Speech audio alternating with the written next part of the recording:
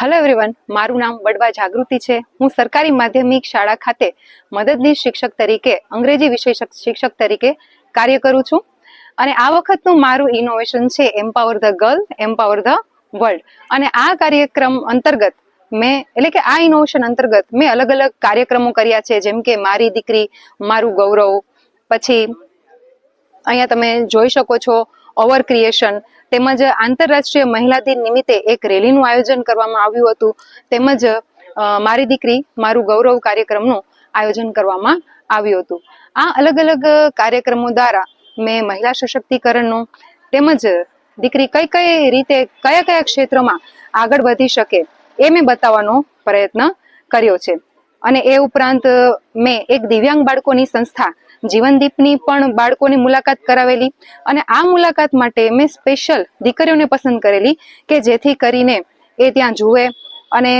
એમનામાં જે core values છે, જેમ કે સહનશીલતા જેવા ગુણો છે, તેમજ ધીરજ છે, એવા ગુણોનો એમનામાં વિકાસ થાય અને એ બીજા બાળકોને આ મુલાકાત દ્વારા પ્રેરિત કરી શકે। તેમજ મેં 8 માર્ચે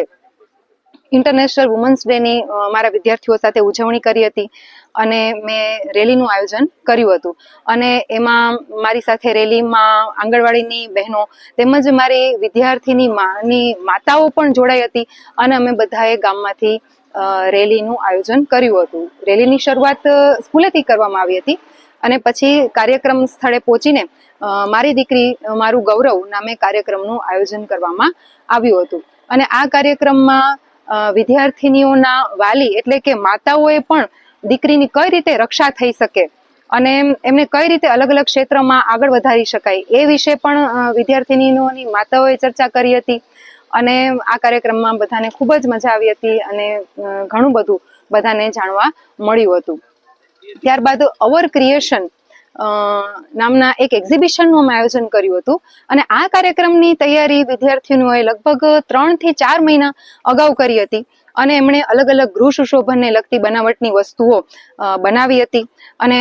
આ વસ્તુઓ દ્વારા એમની સ્કિલ ડેવલપમેન્ટનો વિકાસ થાય એવો પ્રયત્ન કરવામાં આવ્યો હતો અને પછી અમે આ વસ્તુઓનું એક્ઝિબિશન કરેલું હતું કે જે એક્ઝિબિશનમાં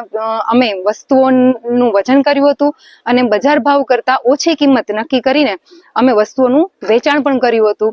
અને આ એક્ઝિબિશન દ્વારા વિદ્યાર્થીઓને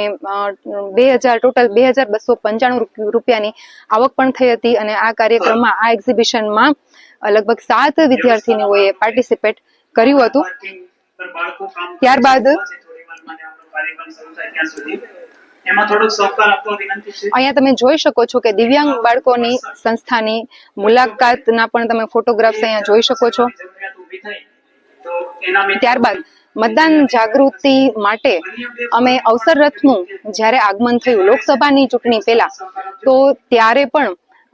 અમે એક કાર્યક્રમનું આયોજન કર્યું હતું અને આ કાર્યક્રમ અમે મામલતદાર કચેરીની સાથે મળીને કર્યું હતું કે જે દ્વારા અમે મહિલાઓમાં મતદાન જાગૃતિ લઈ આવવાનો પ્રયાસ કર્યો હતો અને આ ઉપરાંત સ્પોર્ટ્સ ક્ષેત્રમાં પણ વિદ્યાર્થીનીઓ આગળ વધી શકે એટલા માટે મેં ઓલિમ્પિકમાં જે મનુ ભાકરે પોતે જે 2 બ્રોન્ઝ મેડલ જીતેલા છે, તો એના વિશે પણ મેં વિદ્યાર્થીનીઓને મનુ ભાકર વિશેનો ઓલિમ્પિકમાં એમણે જે પાર્ટિસિપેટ કરેલું એ વિશેનો પણ મેં એમને વિડીયો બતાવેલો હતો અને એ રીતે એમને મનુ ભાકર વિશે પણ ઘણું જાણવા મળ્યું હતું અને એમને પ્રેરણા મળી હતી કે કઈ રીતે સ્પોર્ટ્સના ક્ષેત્રમાં પણ દીકરીઓ આગળ વધી છે। તો અહીંયા તમે અલગ અલગ QR કોડ્સ જોઈ શકો છો કે જેને સ્કેન કરીને તમે મારા વિડીયોઝ વિશે વધારે માહિતી મેળવી શકશો